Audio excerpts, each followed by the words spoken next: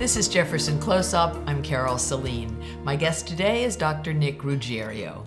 Welcome. Thank you, Carol. Appreciate you it. grew up in Wilkesboro, an old coal mining town. You played lots of sports, and then you got a tumor in your leg, and that took you off the playing field.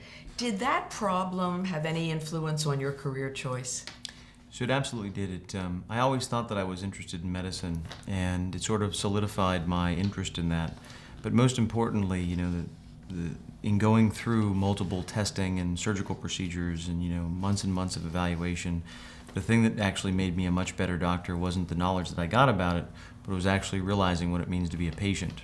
Now, your dad was a doctor, wasn't he? Correct, yeah. Yeah. Was he a cardiologist? He was a cardiologist, Oh. yeah. He's now semi-retired, and he taught me a lot about medicine in sort of quiet ways. I remember when I was a kid, he used to take me on house calls with him. And we used to go and sit at the bedside with patients and sort of taught me not only sort of the science of medicine, but more so the art of medicine. Now, you've got an interesting hobby that dates back to your childhood. Tell us about it. My grandfather, who was sort of the patriarch of my mother's family, started winemaking years ago. Actually brought all the equipment over with him from Italy when he came over as a young boy. And when I was a child, we decided we didn't want this sort of tradition to die. So after he had passed on, about a few years afterwards, we decided we were going to go ahead and restart it. So family, friends, neighbors, we all pitched in, rebuilt everything, and started making one. And now we're in our about 20th year. Now, you do interventional cardiology, which means you deal with all kinds of heart problems, but instead of opening the heart, you go through the veins and the arteries. Correct. This is known as angioplasty, and there are about 700,000 of them done every year. Correct. Describe a little bit about how you do this. So angioplasty is a procedure which actually has been around for a while now, where you essentially use a small balloon which is inserted either through an artery or a vein, and used to go ahead and sort of dilate open a blockage in a vessel.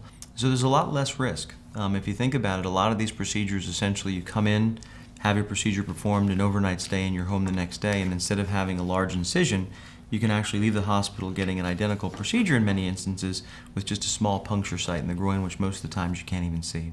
What changes have you seen in cardiology since you entered the field?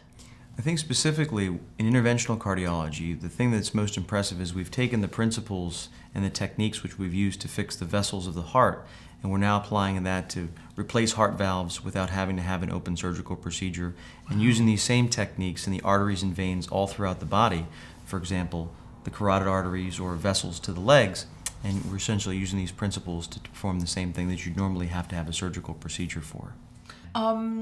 How would you describe your approach to patient care? It's something that my father told me years ago, and he says, if you treat each patient like you would want a family member treated, you'll never do anything wrong for the patient. So every patient I think about, just because you can do a procedure doesn't mean it needs to be done. Procedures have to be sort of thought about, tests have to be ordered because you know what you're looking for, and you essentially tailor your approach for each patient, doing what's right in their best interest. Sounds perfect. Thanks for coming in. My pleasure. Thank you for having me.